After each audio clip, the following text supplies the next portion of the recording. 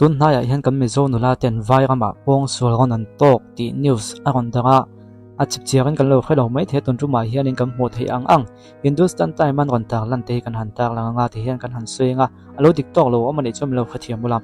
Mizoram Kolisiv district lama mi meichia naupang kumsom panga le kumsom pangok mi lek chumi te chu Asama Dolai police station an vatlan luta tichuan Khawlbawm pawngsual an ni thu police te hna hian an vatlen ta ni chu August ni thum jing lamdak ni le chan ve la thleng ni in an soya tichuanin August ni rok alo nia Assam police te chuan mi pa pathum an man ta ni an ming le kumlen omna te ka han se ve tho thok nga Amjad Hussein Laskar an tia kumsom ni mi ni Raznakar mi ni ya Saddam Hussein Laskar ni kumsom ni pathum mi Baga Bazar mi ni a pathum na hirin Gudas ni kumsom ni panga ni ya Khaspur mi ni tichuan accused te ko ta hian an hruaya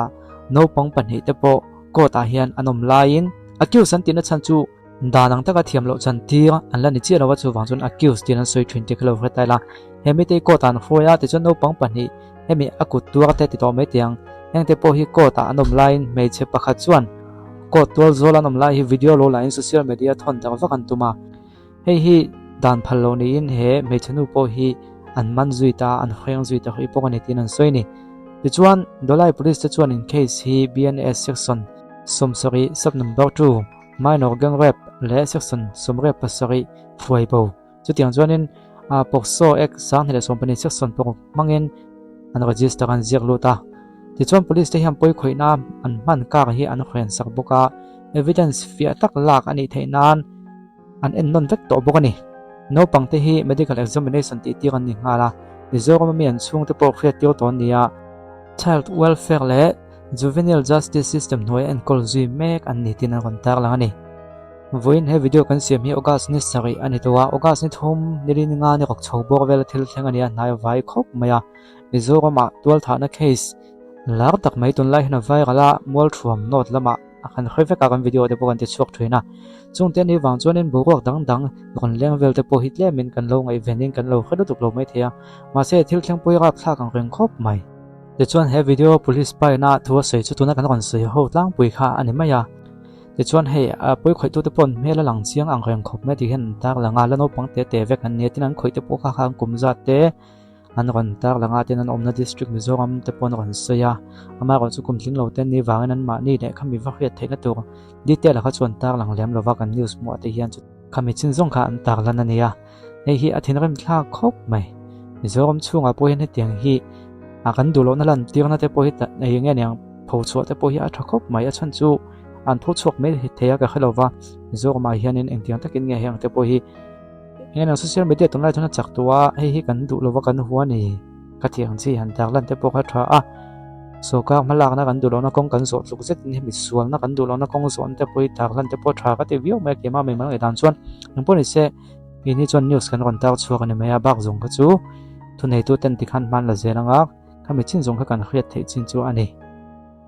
ole kan bung ti warnan zelen news an ron tak lan pakhat hi lo en ve tai la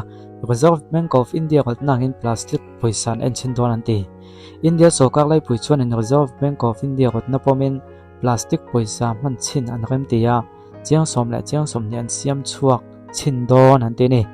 Minister of State for Finance Pankaj Chowdhury chuan July ni somni pasaria khan Lok Sabha hena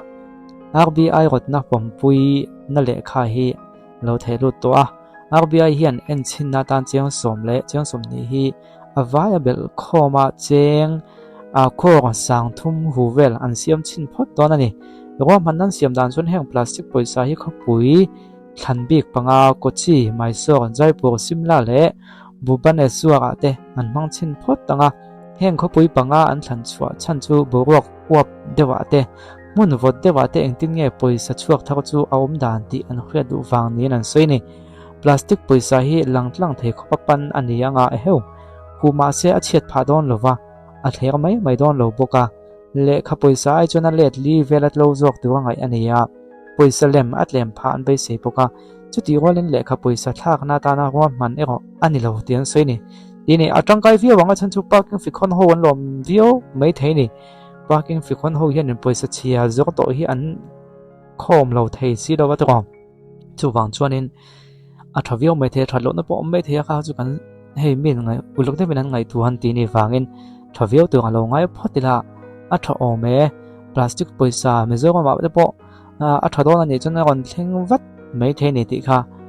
la kon ta lang atop pe kana tan chuan in pe san de kon te tiang hei kan mulai tunge kan khrianga champion hem bera LPS profile ta chuna nia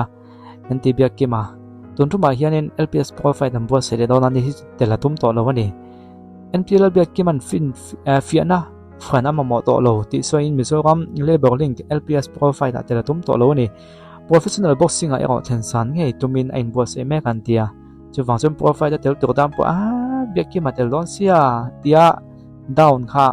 nge ne ngom don to tin atel hian le lama chuanin tlemin khame competition kha ti ho ve theini champion voi li lai lo champion to mo champion thang lu to lo tel kha chuanin mi pui ta han champion tu ho chiang sai me ti te po hom ve theini chu som thum mi bia ki me hi sang thila som pali khana voi khanam profile light flyway ta tarin som pasori mi ni chungina champion nga la sang thila som pakwat thlenga zona tumnga champion huwa voi nga lai ni hi champion professional lo chil ani sang thila som ni pathum khan girla in flyway title fight ha sa takin vanlal en kol tira ania hi professional in nek chin chiana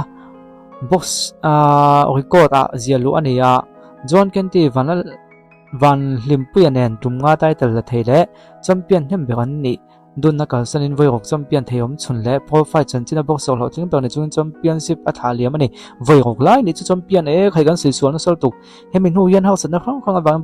boxing a chol san renga kumhila thlare chung ol nuwa thamasa khan the punch professional boxing event goido noida uttar pradesh in nek lain nepali boxer lal kwasat upati nein mumal taka chunzom tu kanem po sana chunzom ta ni beke ma hian september ni riat atan atan tu profile voice som pathina hin tela tum lo ti soya champion hem bega ni to wangin atok view to midang te kena thazok ti na soini si ha boxer hian boxing chol san mai ro tum lawa trainer logan hlua